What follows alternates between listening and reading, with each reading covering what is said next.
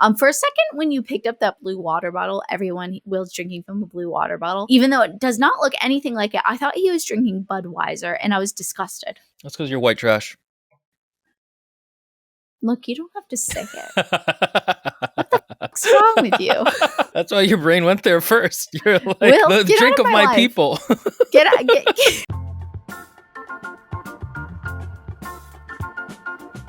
Welcome to another episode of Unresolved Textual Tension. I am not your host, Maria, but I am the fill-in, Katie.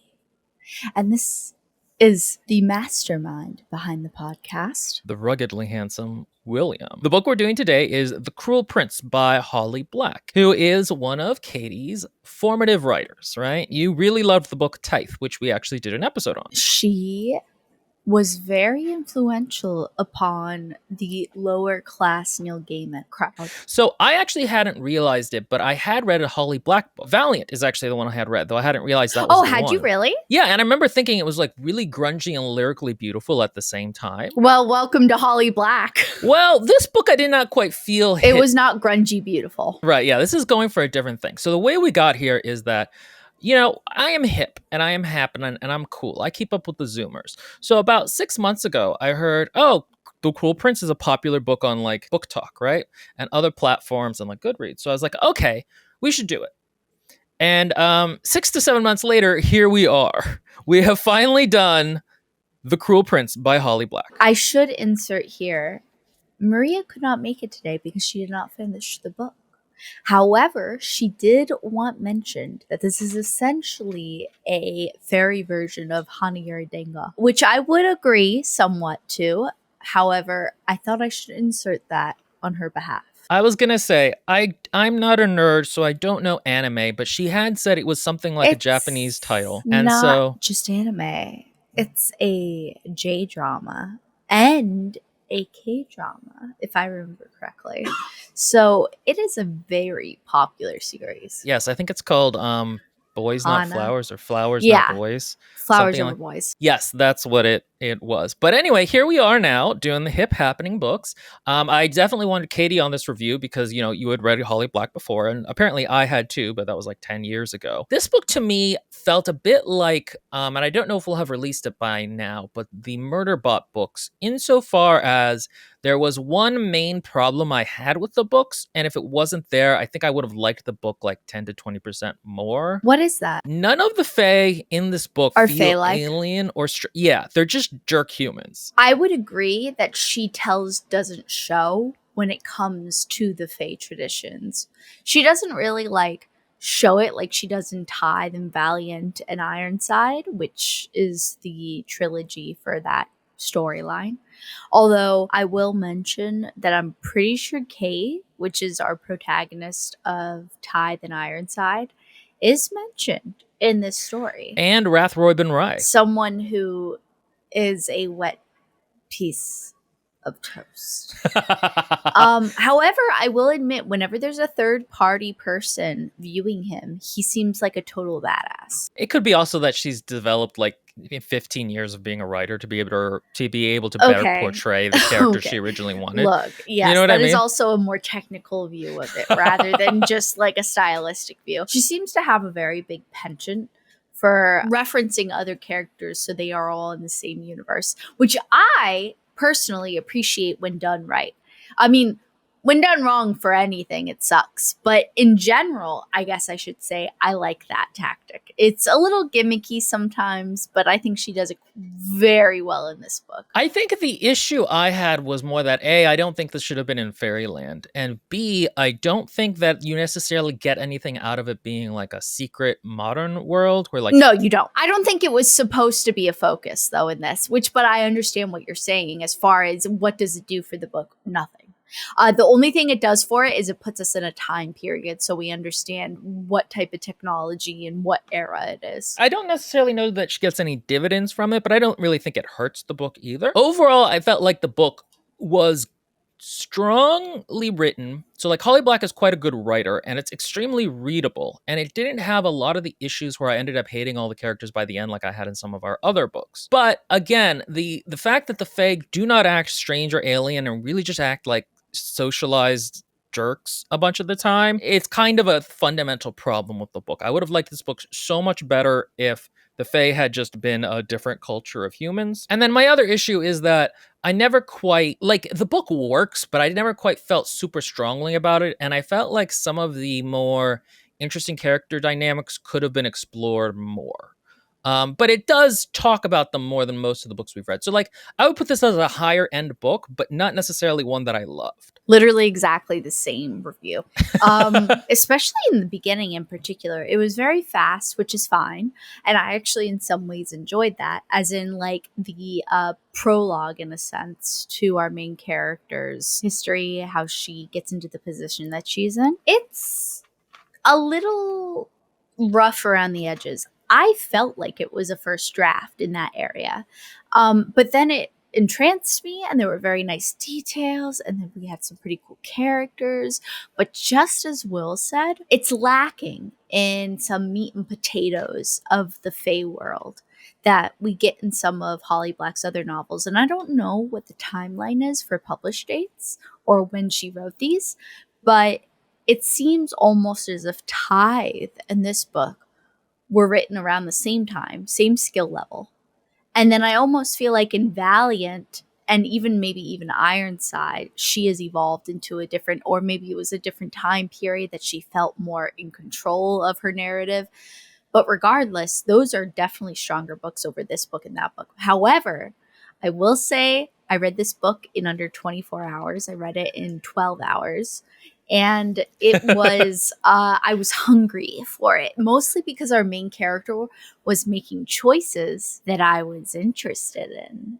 But that's my overview. I agree with that. It's extremely readable. I think the other thing that doesn't help the book is that it's in first person, which is the viewpoint where the character's voice most comes through, and the main character's voice, I'm already blanking on her name, Jude. No, I think she had a very, very distinct thought process, but I don't think she had a very distinct voice in the narration style. And also, it kind of doesn't lend itself well to the strangeness that a Fae world should have. It's just very pedestrian, I felt like, her voice. So you don't get a lot from it. I would argue that somewhat, but I get what you're saying. There were certain dialogue and there was certain exchanges that didn't feel as though they were something other than what we're familiar to, which would have been a very great aspect to add. But I will admit that level of writing requires a certain level of creativity that I'm not sure that Holly Black in this book could have achieved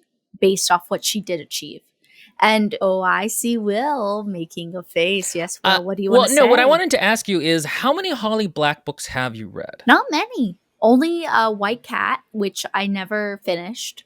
I read Tithe, Ironside, Valiant, of course, and then this book. I have not read that many. Oh, and a Doctor Who anthology piece with her and Neil Gaiman. Okay, because that's what I was wondering. So, like, do the Fae aspects work better in Tithe? Because I remember in Valiant, one of the things that I absolutely loved was like one of the characters having to try to create a spell, and they used like this flowery language, and they had to find things in the real world that matched them. So it was like a tissue or something like that. Was like, I don't remember, but it was a really wonderful way. It was something to do with tears. Yes, it was something like that, and I always just remember that sticking with me, and I remember thinking that was such a cool world building thing. First of all, that entire series has amazing world building. What I wanted to get back to is Valiant.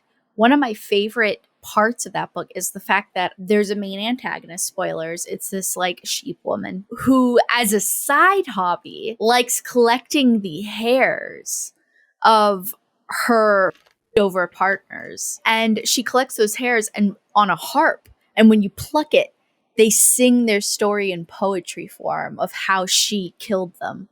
And that is so cool. Yeah, that is such a dope world building thing. I don't think anything in this book quite reaches that. It does not even remotely. That's what I would say. You're right. It is pedestrian in comparison to her other accomplishments. But what I will say is you can tell she is a spark. And it's fun to figure out what's going to happen next, because in the end there is a slight little plot twist. I think the plot in general is actually quite strong in terms of the pace of it, structure of it. The character growth is actually also pretty good. Like, she's a very solid writer in that respect. I know, isn't she? I have literally based off all of my wishes for myself based off her and Neil Gaiman, but more her, honestly, because I like how accessible her language is to younger people. Let's go ahead and hit off the plot, and we'll talk about it as we go. So, how does this book start? As a reference to what I said earlier, it's very fast, and it's very, it drops you in it with very, very little preparation. You are instantly in the scene. It almost seems movie based, you know? So there's a certain problem that many early writers have when they write in, like, for example, me even, when I took my first creative writing class, people accidentally create novels that mimic movie points, and they are not satisfactory in books.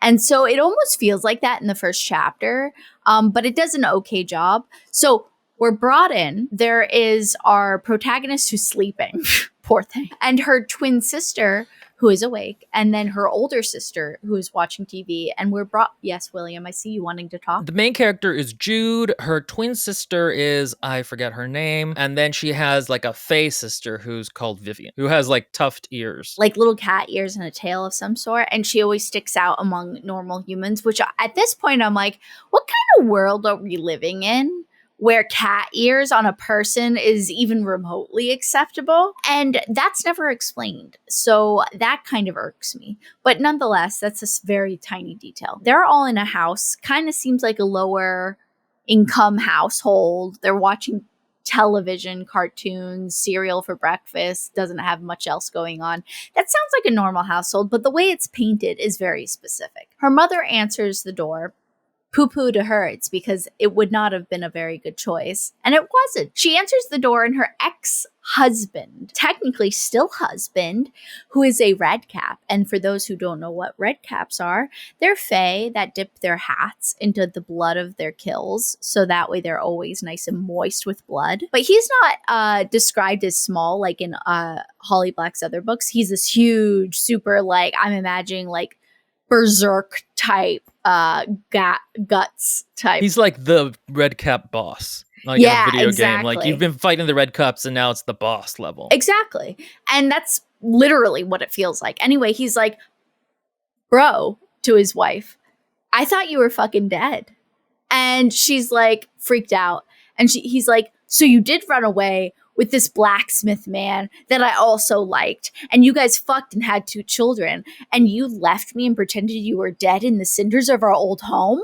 And of course she's like, duh. Whoa, that was a lot of info dumping all at once. And then all of us, yeah, right. That's what I felt as well, which is part of my criticism.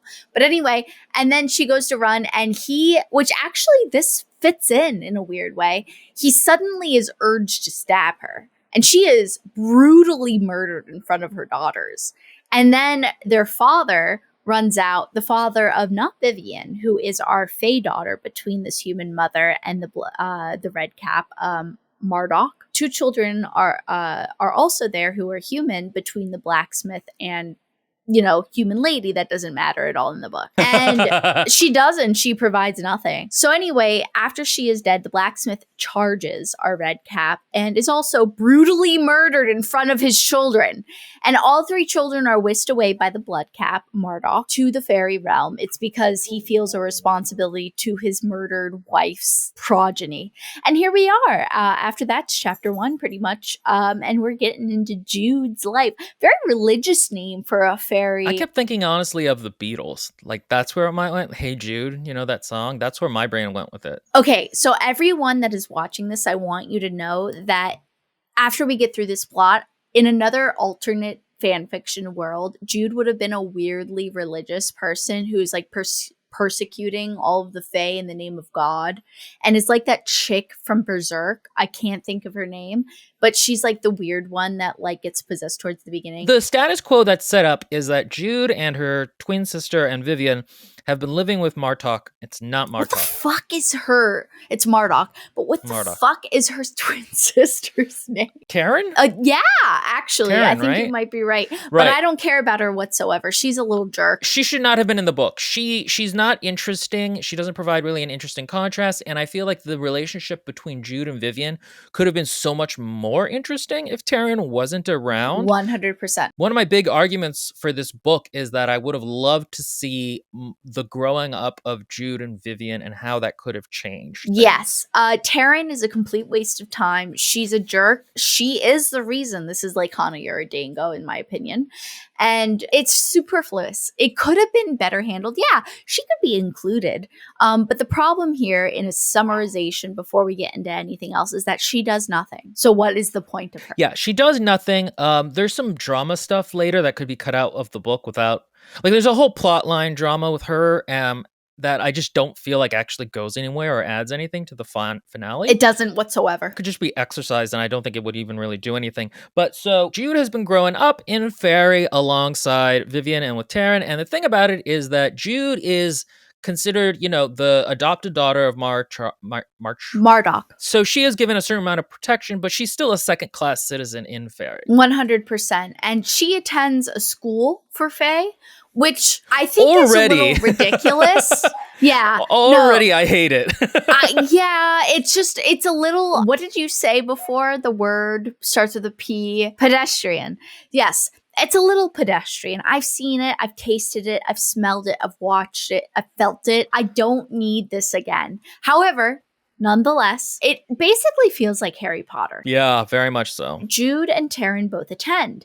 Vivian does not attend because she's, quote, a rebel, unquote. I want you to know, those listeners that happen to not be looking. I put air quotes. It's because she needs so much more structure in the narrative, but nevertheless. Anyway, they attend this school, and there is a group of... what I like to call the evil boy band. No, but yes. Of Fae. Okay, why don't we just say the popular kids? It's an evil boy band. It is an evil boy band. I mean, there's a girl in there, but it's an evil boy band. We have a female Fae we don't need the name of. She's sea-themed. We have our prince. What is his name? Darvand? It's not Darvand. Not even remotely. It's not Darman. Are you thinking of Darman as in the YouTube silliness? Sensation? Okay, all of our listeners, if you don't know who Darman is, it's for the better. Please don't search for It's him. hilarious. The Cruel Prince. We're just going to call him because I can't remember his name. Yeah, the Cruel Prince. What's hilarious is, like, they're not weird names. I just don't remember any of them. Point is, Cruel Prince. He's the quote-unquote leader. He's not really a leader, of course. He's just the richest kid, essentially. He's kind of a sociopath. He bullies Jude in a way that you obviously know he likes her. Am I incorrect? I mean, literally from minute one, you're like, okay, I see now how everything he's doing could be seen as he likes her but doesn't want to admit it. Flirtation in a sociopathic way. And or he's trying to protect her secretly. Oh my god, just like the cliche unhealthy type of thing. So he's there, chick's there. There's another dude that's pretty like murderous towards Jude later on. I mean, it's the pretty classic 5-man band. There's the leader, the girl, the smart one, and the brute. Usually there's another one, but into this case, there's those. Well, we have Foxman. We have very anime-styled Foxman, and he is a player. He is a definite, like, I'm pretty sure he has such Japanese anime vibes that I'm pretty sure she based him off of essentially the Tengu? It's not a Tengu, it's a Tengu kitsune. is a crow. Kitsune. Whatever. God. And here's the thing about this evil boy band is that this and the school is when the book starts feeling like, oh, these are not strange, fake creatures. These are not the Stark from like Spinning Silver, which we talked about at the time. Like they felt weird and alien, and like their physics were different. They couldn't tell lies because to say a thing was to make it real. So like in that book, for example, the main character at one point tells the King of Faerie she's going to make all the silver in his treasury into gold. And she does this by getting rid of a bunch of the silver. And he is actually really pleased when he finds this out because she did it. She said a thing and did it. And she's like, do we still have time to go to the dance? And he's like, I made an oath that we would go to the dance if you were able to do this thing. There is all the time in the world now because like physically their physics were different. It was like a literal world, or it was a figurative world instead of our literal world. Once it was accomplished, it was then entered into a realm of possibilities that were promised previously. That is not this book. This book's fae are very pedestrian. They don't feel changeable and like mercurial. They just feel jerky. Yes, 100% with the jerky vibe. But also, I mean, they're just prejudiced, and Jude is a human, and so she is prejudiced upon. I would argue, though, with the point that they are not whimsical, or what's the word I want to say? Capricious? Capricious, thank you. They are definitely that. They're just doing it in very selfish, sort of very pedestrian, descriptive ways. Yeah, I mean, I think the thing is, it's within the constraints of human behavior that they are this way. Yeah. So it's like, it's really like they were just socialized in a society where you get to be a little capricious and treat humans like shit. We've already introduced Marduk, Jude's stepfather. And they're kind of essentially, you want to imagine, noble people. They are friends of the king. Marduk is the head general. It's because he's super violent and can kill awesome. I guess that makes sense for a red cap. It actually does. It's a pretty cool thing. I like that. Jude has come to grudgingly love Marduk. And yes, Will. No, I was going to say that's my other big issue with the book. In general, she has settled into, I don't want to escape from Faerie, I want to belong here. And that goes for Marduk as well. And the thing is that the book is not unaware that he killed her mother. No. But here's the thing is, it's more like the book treats it like he stole her from her mother, and she's never quite gotten over that. But the book never seems to really realize that, like, he straight up murdered her mother and father, and Jude kind of seems to forget that or not feel it. I felt like there should have been more depth of that. I would argue that what she did is fine. It supports the character growth, and it is perfectly fine. However, upon a preference, and how artistic-y we can get, and how into character depth we can get, I think, yes, it could have grown beyond that. I agree with that. I think it works for the novel. I just would have liked to see more. Oh, 100%. I think it goes over the mother's death well enough. You know, it's kind of excused that Marduk has been an incredibly loving father to them. He loved their mother truly deeply, but he had been betrayed, which he could not forgive. And so being the creature that he is, which honestly, as I previously said to Will, Marduk is the best incarnation of Fae and their capriciousness and their strangely creative adherence to what their nature is supposed to be, despite whatever they truly want. He always adheres to what he is as a creature, which I really liked. That's like a whole theme within the book that doesn't actually come together very well. It's addressed between the mother and him quite a bit, but you are right.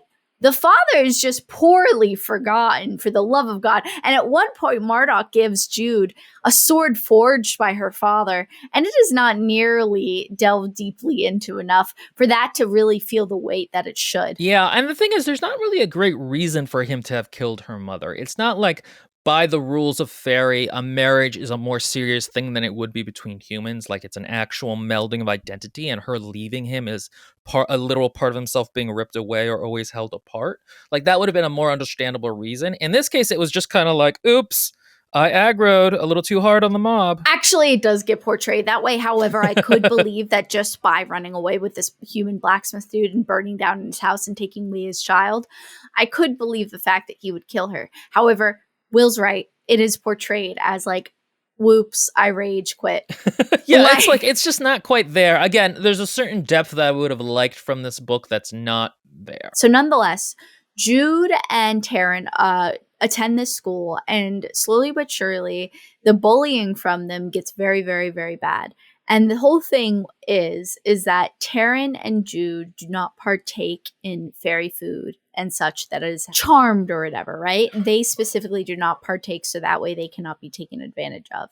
And in addition to their father, Marduk, they also have a stepmother. Her name escapes me at the moment. Oleana? Yeah, you're kind of right with that. Something. She's actually winds up being pretty cool. She's negligible. Just ignore her for now. Honestly, she's not going to come up a lot, but she does come up a lot in the story. She kind of seems painted as the evil stepmother at first, or the like vaguely passive-aggressive stepmother, but she actually winds up being a pretty like basic but nice character. I liked how that was handled because she starts in the background and then she moves to the foreground and you go, oh, okay, the role I thought she was going to be played and how she portrayed is not correct, even though I was given all the hints. And it was really, really well done. She has a child with who we think is Marduk, but later is revealed as someone else's child. His name is Oak. He's like a toddler, and the whole family pretty much adores him, despite the fact that he seems like an annoying basic child. And anyway, so Jude and her sister are attending school. Bullying's getting worse, and there's a reason for this. Jude, by the way, wants to join a competition that's going to be happening so that she can become a knight and belong more in Faerie. Because the big thing is that she really wants to belong there. Vivian, by contrast, the Faerie sister, does not. She has never forgiven her father for what he did. She wants to get out. She has a girlfriend in the real world. She goes visits there a lot. That kind of a thing. And I wish that it had been explored more. These two children growing up, the human one learning to want to be more Fae and the Fae one not wanting to quite be like that. I would have liked if it was told more from Vivian's point of view and if the Fae were like strange sociopathic creatures that were unsentimental, and like she tried to hang on to her sister even as more and more of her Fae persona, mercurialness, and not necessarily caring about these inconstant creatures kind of came to the fore. I think that would have been like a really interesting conflict. I would have liked if the first half of the book was told from Vivian's perspective and the second half of the book told from Jude's. That's true. That could have been interesting. That being said, I do want to say I did like Jude's arc. Jude's an amazing character, honestly. She's a really cool character. She could have been portrayed better, but her archetype is really nice to have as a main character. I think if this is second world fantasy where it's not Fae, it's just like the kingdom of Lorien, I would have liked this book so much more. I would have been like, oh wow, this is really cool. She's taking charge. She's working in this other culture. Look, but that's a world building thing around this character. This character has a lot of potential. Anyway, Jude is this. I know she probably isn't supposed to be this, but I picture her as this vaguely muscular, because she is a swordswoman and she is really intense when it comes to swordplay. I already hate that as a human she can keep up with Fae, but go ahead. I like that she can, but I would have preferred even more if she couldn't have, and then had gotten her Geas, or Geas, how do you say it? Guess. Geas. It sounds like you're trying to pronounce a German word. Geas. We'll get to that in a second. But it would have been cool if then, when she could not be hurt by Fae, that instigated the fact that she could therefore protect herself from Fae. Or she learned some ninja tools because she's going to learn some ninja tools later. That I thought would have been a cool way of bringing her up to power level too. Yes, but she was not OP the whole time at all, even remotely. But she definitely, we didn't get to see that. Ba-dum-bum, ba-dum-bum, ba-dum-bum, this music interlude has been brought to you by Audible, where you can listen to books. Do you not want to read them? Listen to them. We're not. There's no association between Audible. That's not an ad read that they would allow anyway. She's in the competition, right? But the thing about it is that evil Prince boy band doesn't want her to join the competition because she's evil, like gross human. You're dirt. And her dad is like, look, you can do the competition, but I'm not going to necessarily let you be a knight of the king. You have to understand also, as a side note, that we have really old King Dude who's in charge of all the Fae, super king, like ultra mega king, because there are other quote unquote kings, but he's super mega ultra king. High king. He has a lot of family, but essentially he has 2 sons and he has 3 sons and he has 2 daughters, I think. The point is one of these sons is a bad guy and another son is not quite a bad guy, but a slightly better guy. And then one of the sisters dies and is completely pointless. And another sister dies and is completely pointless. And that's the royal family. You know what's weird is that I was interested in this book as it went through, but I cannot always remember the plot well because there is a lot of plot. Yeah, there's a lot of plot. Basically, she, her sister, Taryn, the human one, like doesn't want to fight her way into being accepted in fairy society. She wants to marry her way into being into fairy society. And so we're introduced to Fox Sexy Man, who's flirting with both Taryn and Jude. But Jude doesn't realize that he's flirting with Taryn until the end of the book because she's kind of dumb. No, she is not. Okay, first of all, she's not dumb. It's because for a hot second, I did not think Taryn was dating him. And we don't need to know his name. It's fine. He's a piece of shit. A piece of garbage. He's like essentially a kitsune, and he has like whole mansion all by himself because his mom died because of really big plot that comes up later that's super integral to the plot. And he plays both women because he's capricious. So that's also a good example of capriciousness among the Fae. He's like sold himself to Taryn, and Taryn's like secretly keeping this little relationship between them not known by Jude, even though Jude has told Taryn multiple times how she's made out with this guy. Taryn's kind of a garbage sister, and I don't like her, and she's not even remotely a likable character. And she just feels like, why is she in this book? It's not like when Jude finds out she was betrayed by Fox Guy and her sister, she like is motivated into an action she otherwise wouldn't do. She just is kind of mad and like then goes back to doing what she was doing before. So we really almost could just not talk about it, and it changes nothing in the book. So there's a lot of where I'm gonna pretty much just say in essence, there's a lot of school moments. There's a rapey scene that happens where the Fae force her to eat an apple that enchants her, and she starts doing things she doesn't actually want to do. It's very, very essentially a stand-in for sexual assault. And she ends up being hurt horribly and almost dies.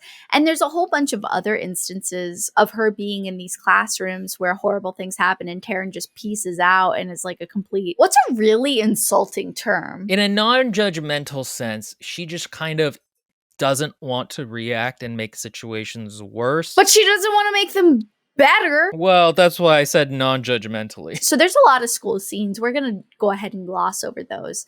But the point is Jude cottons on to this political plot that's happening. But it isn't until she has gone through this competition and realized, one, she's like more powerful than all the other Fae in physique. And that's just like, as Will said, is that supposed to be realistic? I'm not sure. Like it could be. It could be. Like, maybe the Fae are just so reliant on magic that they're just invalids. But I don't really think that's the truth.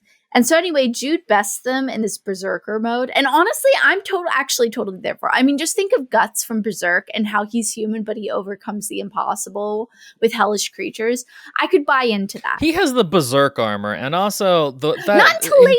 That's a different kind of world. So what's wrong with this world? We don't know if there are berserkers. So the thing about it is that Berserk is an anime or a manga, and it kind of functions by the logic of one, in that it's not super realistic. As they, I forget the term, but basically some people can have superhuman strength in that just by being like working hard at it and being motivated. I think Jude could. Look, Honey, you're a dango. I think she took inspiration from it. If she didn't, cool enough. But I'm telling you, she's going by those logic. I think the tone of the book is more realistic than Berserk, and that's one of the reasons that it doesn't really work that well, is that it's not clear that the Fae are superhumanly fast or strong. It's just like, and then we tussled some. Yes, that's true, everyone. So that is a criticism. Nevertheless, so anyway, she at first lays low. It's because she was essentially told not to like be her best, and she ends up being her best, and she catches some people's attention, including this man named Dane, or I shouldn't say man, Fae named Dane, which is one of the royal sons. And he's like, yo, be my spy for me and we'll be like pretty awesome because I'll give you a wish. And she's like super clever and super cool. Actually, she's just pragmatic. And she's like, I just don't want to be forced into following directions from Faye. And he's like, you got it. I'll give you this GEAS that I don't know how to spell. Guys, yeah. I'm going to just keep not knowing how to pronounce it. Yes. And so she has that now. And she does not have to necessarily obey all the rules of Faye except his. Danes. And so you're like, okay, like, is Dane gonna end up being a bad guy or something? Is what's gonna happen? And so she comes into his service. She meets the spies of like his spy group. That's like essentially, what is it called? Mission They Impossible. call it the Shadow Council, though. It's Mission Impossible group. The thing about the guys is that I didn't talk about this quite when I should have, but whatever, is that there could have been a more interesting story here, I think, about the kind of cultural clash between a mortal and a fairy and 1,000,000%. And like, you know, there's actually, it kind of touches on some interesting issues of like code switching and like what are the little ways she can adapt to live in Fae among all these sharks, essentially. A few things are touched on, like the salt thing is a good example. She also wears like gooseberries and her socks backwards. No. She wears rowan berries and she wears her stockings inside out so she never gets lost. The rowan berries keeps her from following fairy charm, and the stockings, again, never lost. And salt, she could eat or something to expel fairy magic. So all of these are here. But you know what? Side note, everyone. If you watched our Tide video, Iron also does a pretty big punch to the Fae. Why wouldn't Jude take a little visit over to the human world and get herself a huge steel sword and be like, guts? Okay, so first of all, because it's a different tone book and she can't list the giant huge sword, but that's what I'm talking about. Like, why isn't there more interplay between like, oh, hey, I can use an MP3 and you can't? Okay, Holly Black, for the love of God, have your characters go to the human world, get AK-47s and full on like shotguns with bird shot and everything, and just have them like be like and just like take out all of the Fae. I mean, there's a weird amount of like, I feel like this book would be stronger even if she wanted to keep the Fae of this not being in mortal times Fae, like, or they couldn't travel. Or they couldn't travel between the worlds. That could have been an easy explanation. There isn't enough made of the fact that she can lie. Like, a couple of the Fae say like, oh, it's kind of weird that you can lie, but like they fully understand the concept of lying. I would have thought it would be so much more interesting if like the Fae fundamentally can't quite understand what lying is, and they don't really understand how she can do it. And so she could kind of, even as an outsider, use some of her humanness to try to get ahead. That's 40% of what it could be realized as. Will's right, it could be increased upon, but it is there. It is existent. A little bit. Yes, a little bit. But nonetheless, plot. Back to plot. Jude does pretty flippin' well at the tournament.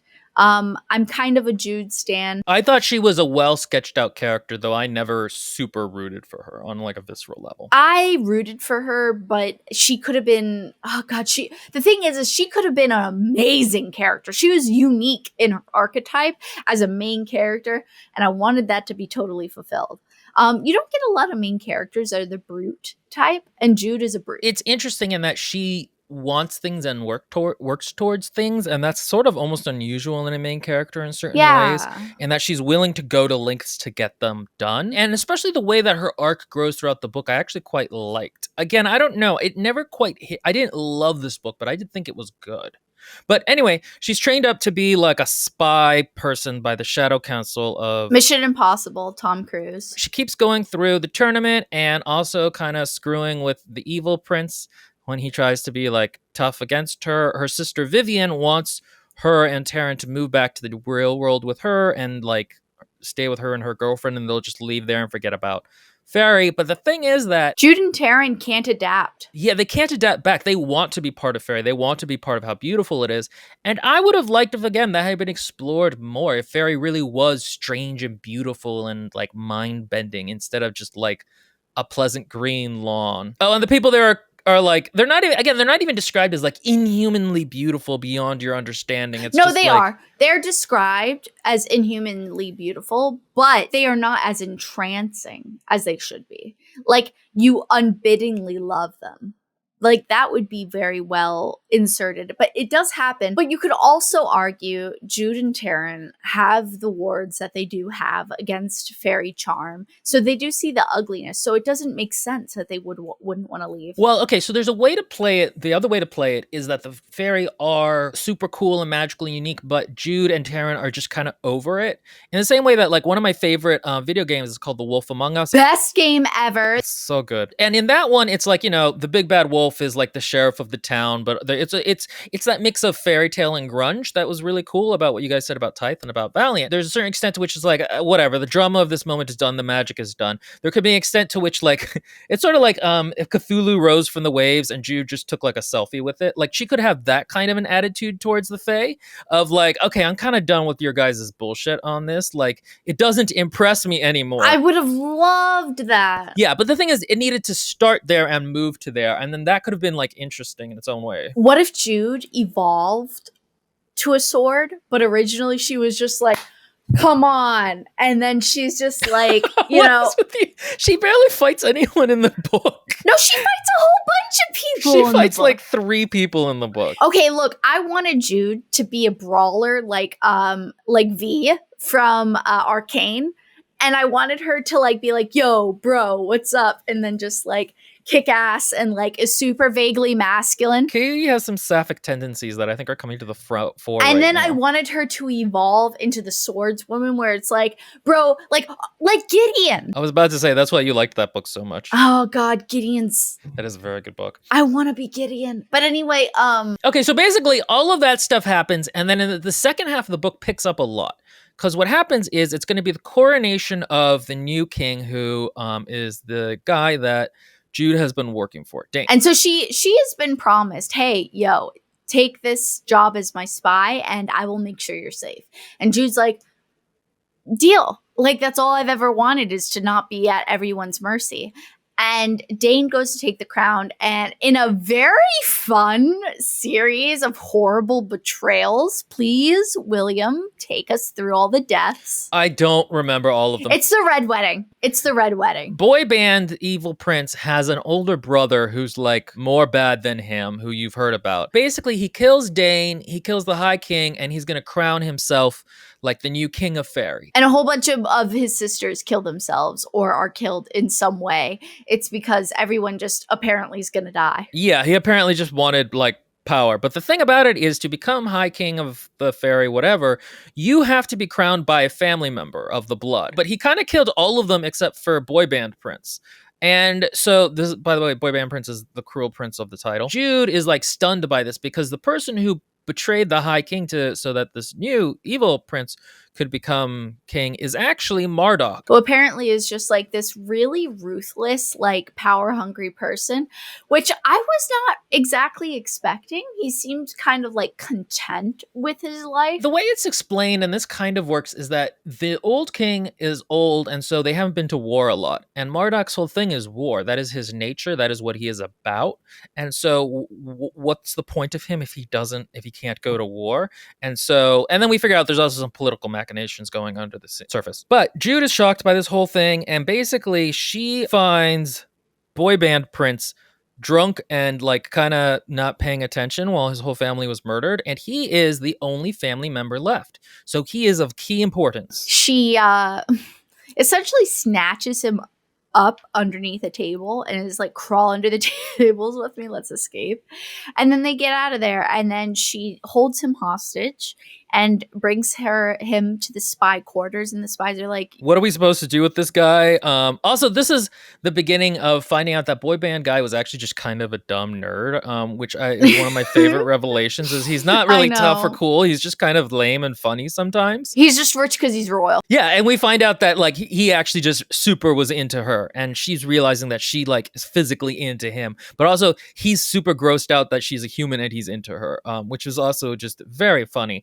It was interesting because it's not the kind of enemies to lovers trope that I expected, because he's sort of, maybe it's just me, but to me, he's kind of a pathetic figure. He's 100% pathetic. So as a romantic lead, I was like, that's an interesting choice to make. And not just that, but it turns its head at the end as well, and there is no romance. There's tension, but there's no romance. That's true. There's sexual tension, but that can be in any relationship. There is not trust, and therefore not a true romantic, true trustful relationship. And so the journey that Jude is going on throughout this whole thing is a character arc of learning that, like, to what extent will she go to in order to accomplish her goal? Exactly. Like, how willing is she to commit to this world and do the things she needs? The other part is that up until this point, there has been some talk of how like there are human slaves essentially in this society, and she doesn't like it. I do not feel like this was built up correctly. Nope, not even remotely. There's like this whole thing before the feast about how she like frees one of the humans, and it's a really tense escape experience because she just couldn't leave this woman behind. And then this woman is suicidal because she can't handle the shock of what's happened to her, because it's pretty, I mean, it's like essentially taking a trip to hell and back. Yeah, because this whole time she's been like glamored to think this whole thing is like a more normal thing, and now she's waking up from a horrible nightmare and she doesn't want to live with it.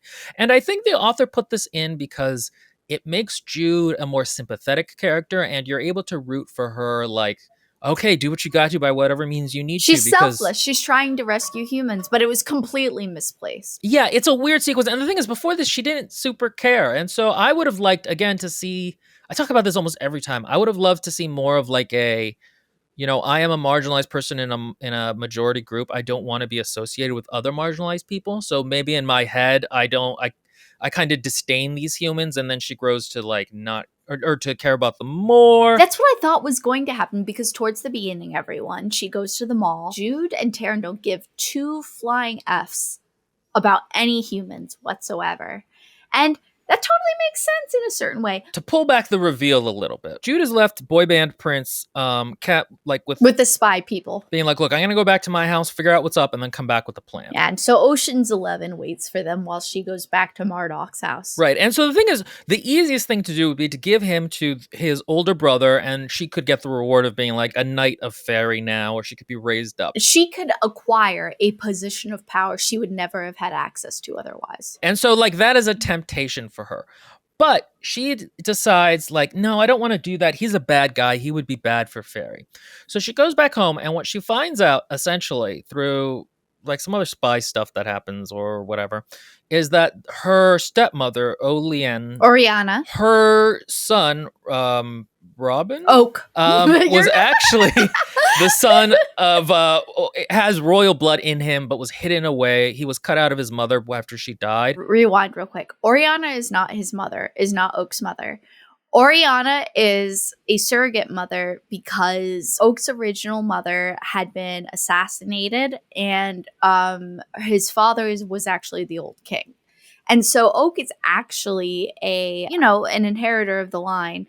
And this all plays into the Kitsune dude's history, but go read it if you want to know it. It's not that important. I mean, I'm sorry I'm not going to summarize it, but it's just like a little much. Basically, so what happens, she realizes, is like, oh, okay, I have two keys then. I have two people who can crown somebody else.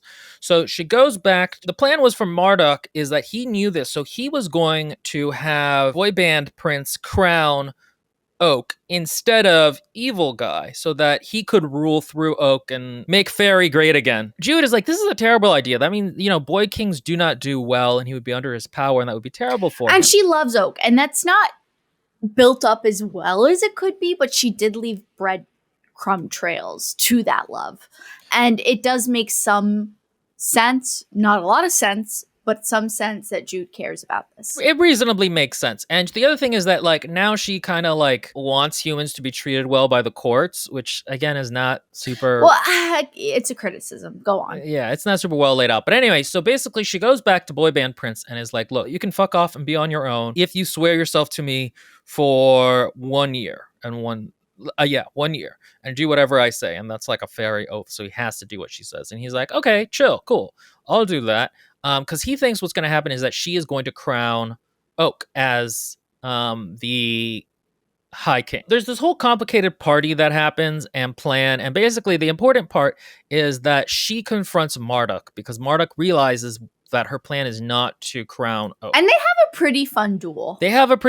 And again, this is the part where it's like, there is a certain amount of there's a nice energy between, like, you're my father, but I don't agree with you. But it doesn't feel like, you're my father, but you murdered my mother. Like, I get that a little bit. I will say it comes through a little bit. Will's right. It definitely could be better dramatized, but it does come through. And better yet is that it's shown that Jude is not the knight she wanted to be. She is a spy. She uses poison, and she poisons her blade in order to put her father not real father, obviously, Marduk, into a slumber so that way she can take advantage of the moment. And I thought that was quite niche. I like it. It was lush. It was beautiful. It was awesome. Holly Black, you will never see this. Congratulations. I do think that was a nice moment. I thought it wasn't that her blade was poisoned. I thought it was that she gave him poison earlier. No, she had poisoned her blade. And so basically what happens is that she has the boy band prince like, okay, Oak's coming up. He's got the crown. Boy band prince thinks, okay, I'm going to crown him. And she says to the boy band prince, kneel and don't get up. And he has to do what she says because he pledged himself to her. Yeah. And so she has Oak crown him. It's so cute because Oak doesn't understand what he's going on. He's like 7. And he, in like mentality, regardless of how old he truly is, but I'm pretty sure he's also just 7. He was like, is this okay? Did I do it right? And he like is trying to recite the lines that are proper to crown boy band prince. And it's just super cute. And honestly, in that moment, I loved Oak. Yeah, he is a cute character. Again, he's not really built up enough.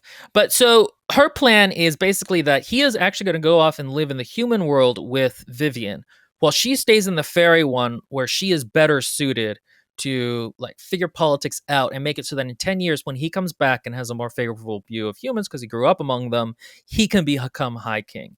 And Boy Band Prince is pissed about this. Oh, that's an understatement. Like, he feels absolutely betrayed, which honestly, get over yourself. Like, it's fine. Like, Jude is literally his sworn knight. Like, I mean, honestly, she is the puppet master behind the strings, as it were. And she's become her, like, did you notice, Will? She's become her father. Again, her growth is actually kind of cool. Seeing her arc go into like, how far am I willing to go to get the things that I want? She was willing, and it was cool to see it, but it would have been cooler if it were longer, honestly. This is one of the few books where I'd say longer is better. Basically, we see that her plan succeeded, and Boy Band Prince is like pissed, and he's like, okay, look, I'll be king, but you got to rule. You got to do all the work. And in a year, I'm done with this whole thing where I have to serve you and shit's going to get real. That's more or less the end of the book. I feel like it's an okay book, but again, I would like it so much more if there wasn't the fairy part, because my brain wouldn't keep going, well, wouldn't it be more interesting if the fairies were like this? Again, if this was just a second world fantasy. Oh, yeah. Actually, that's a wonderful point. That's a wonderful point. This would make so much better a novel without the fairy aspect. So much so, and I would have been so like, oh, okay, I like Jude, I like her growth. I love those driven characters. Yeah, like as if she were like a political hostage. Yeah, or a ward or a squire's daughter or something like that, yeah. Like, seriously, almost like if any of you have read Tamora Pierce's Woman Who Like Rides Like a Man, or whatever it is. It's so good. And this, in that setting, would have been too much like the original. Like, not really. Listen, everyone. In summarization, this is a fun, low-key political drama. This is a fun, in general, character growth little plot. It is not the best representation of the Fae and fairies within even Holly Black's universe or others. But it's totally worth the read on a beach. I agree. I mean, again, I think it's very readable. I did not miss my time reading it. I don't think I'm going to read the sequel because I just don't really care what happens. I will definitely probably read it at some point, but I don't know. I'm not like, I need it now. That's the thing about it, I think, is that it's quite a good book, but it's not a great book. It's almost a little lazy, I feel like. Like, it feels like she's coasting almost. Yes, I would 100% right? agree. Like, that's kind of how I feel about it. Valiant feels like a story. I really actually want to reread Valiant now when you guys do it, because I hadn't realized that was the one of hers I'd read. It's really good. I don't think first person is Holly Black's strongest voice, and I think that mix of lyrical and grunge she's able to do really beautifully. But this book actually doesn't do either. It's not grungy or lyrical. I think she does Fae the best when the main character is human in the human world with a dab of Fae. Yeah, I think those are our closing feelings really about The Cruel Prince. It's a good book, but it's not a great book. Did you guys read it, though? Because I did hear that this was a very popular book. And yeah, I would really love to hear other people's feelings about it, because It's what I want. Not fully, but it's like, okay, look, we all have a spectrum of what we want from a novel. And this fulfills my medium level spectrum. Like, I liked it. I read it in under 24 hours. I read it in 12 hours. I read it even under that. And I wanted to eat it up because it was fun and honestly, I guess fast paced, but it is definitely not like the work of art it could be. I think maybe she just decided to capitalize on the whole Akatar craze, which, you know, Yes. will at some point we're probably going to have to engage with, which will be fun. Let us know in the comments if you've read this book. If you think, have you read any books where you felt like fairies were portrayed in a really cool alien way? Besides Spinning Silver, which is the one that Maria really liked. And I do think that book really handled the Fae much better. 100%. We will talk to you all later. Later.